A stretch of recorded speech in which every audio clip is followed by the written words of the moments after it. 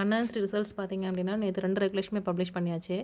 So 2013 regulation பார்த்தீங்க அப்படின்னா அவங்களோட பாஸ் பர்சன்டேஜ் வந்து வென் கம்பேர்ட் டு 2017 ரெகுலேஷனுக்கு அதிகமாகவே இருந்தது. 2017 பார்த்தீங்க அப்படின்னா ஆல் கிளியர் வந்து ரொம்ப கம்மியாக இருந்தாங்க. அட்டெண்டட் சப்ஜெக்ட்ஸ் பார்த்தீங்க அப்படின்னா மேக்ஸிமம் அட்டன் பண்ண சப்ஜெக்ட்ஸில் பாஸ் பண்ணியிருந்தாங்க. ஒன்லி மினிமம் சப்ஜெக்ட்டில் வந்து ஃபெயில் ஆயிருந்தாங்க. ஸோ அதிகபட்சம் நமக்கு ரிசல்ட்ஸ் என்ன வந்திருக்கும் அப்படின்னா பாஸ் அண்ட் வித்ஹெல்டு தான் வந்திருக்கும். ஸோ இந்த வித்ஹெல்டில் இந்த கோட் வந்துன்னா நீங்கள் வாட் இஸ் யர் ரிசல்ட்னு பார்க்கலாம். ஸோ WH1 13 G10 10 and 6 1 வந்தது அப்படின்னா withheld for suspected malpractice. So you are not confirmed malpractice நீங்கள் பண்ணிருக்கீங்கன்னு கிடையாது.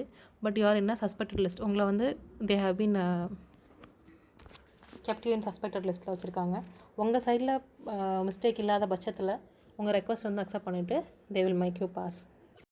அடுத்து பார்த்தீங்க அப்படின்னா WH13 examination fee not paid by the college.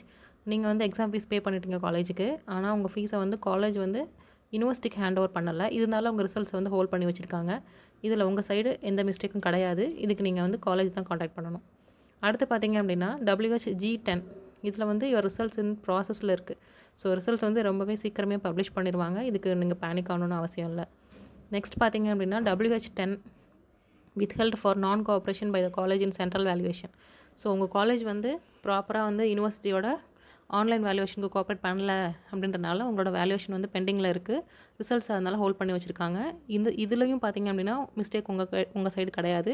நீங்கள் வந்து காலேஜ் தான் காண்டாக்ட் பண்ணணும். நெக்ஸ்ட்டு பார்த்தீங்க அப்படின்னா WH6 withheld for want of clarification.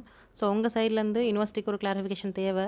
So ஏஐலேருந்து நிறையா ப்ராப்ளம் வந்து டிடெக்ட் பண்ணியிருக்கு. நிறைய டவுட்ஸ் வந்து டிடெக்ட் பண்ணியிருக்கு. Like noise on background, face detection problems இதெல்லாம் வந்து இருந்தது அப்படின்னா உங்களுக்கு இந்த ரிசல்ட் வரும். நீங்களும் மால் ப்ராக்டிஸும் ஒன்றும் கிடையாது. ஸோ நீங்கள் வந்து you don't have to panic about this WH6.